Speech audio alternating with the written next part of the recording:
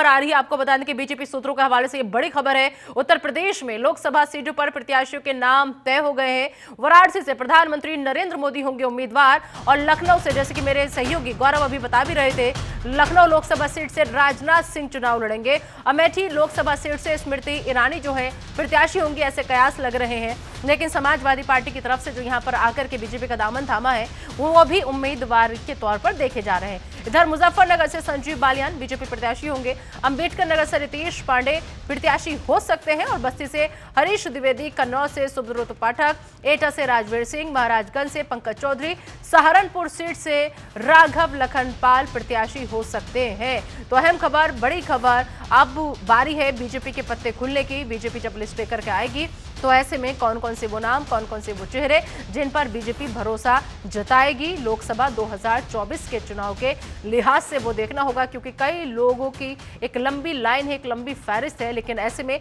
जो कुछ मौजूदा मंत्री हैं, कुछ विधायक हैं, उनका टिकट कटने की भी खबर है। इस बीच जो बाहर से आए हैं, जिन्होंने अभी बीजेपी का दामन थामा है, उनको भी टिकट मिलने की उम्मीद है। तो गौरव मेरे सहयोगी लगातार मौजूद है। गौरव, क्या लग रहा है यूपी में लोकसभा सीटों पर प्रत्याशियों के नाम तय करना खुद बीजेपी के लिए कितनी बड़ी चुनौती थी, क्योंकि काफी लंबे वक्त से मंथन चला?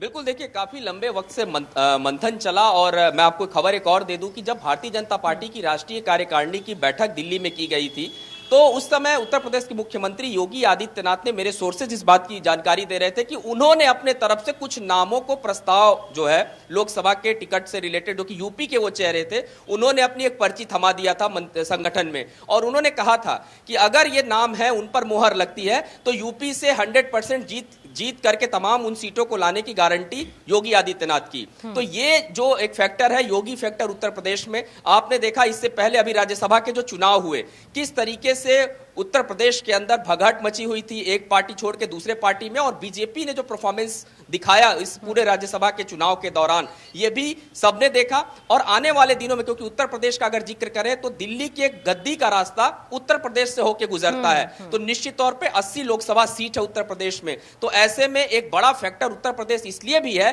क्योंकि वहां पर योगी आदित्यनाथ की भी सुननी पड़ेगी, उनके फीडबैक का भी इंतजार करना पड़ेगा। हालांकि पार्टी आला कमान की अगर हम बात करें, कल एक बैठक प्रधानमंत्री नरेंद्र मोदी के आवास पर हुई और वो बैठक तकरीबन 2-2.5 घंटे तक चली। उसके बाद 11:15 बजे सीईसी की जब बैठक शुरू हुई, वो भोर तक चलती है। तो इसका मतलब बहुत साफ है, संकेत बिल्कुल स्पष्ट है कि जो फैसले हैं वो ले लिए गए हैं और अब से थोड़ी ही देर बाद, मुझे लगता है आज देर शाम तक ही वो सार्वजनिक कर दिए जाएंगे। हालांकि जो बड़े पार्टी के गद्दावर नेता हैं, उनके नाम की घोषणा तो लगभग उन पर मोहर लगी गई है। लेकिन मैं अगर बात करूं पश्चिम बंगाल की, प्रधानमंत्री नरेंद्र मोदी 2 दिन में 3 राज्यों के दौरे पर हैं और इस बार पश्चिम बंगाल भी प्रधानमंत्री नरेंद्र मोदी पहुंच रहे हैं।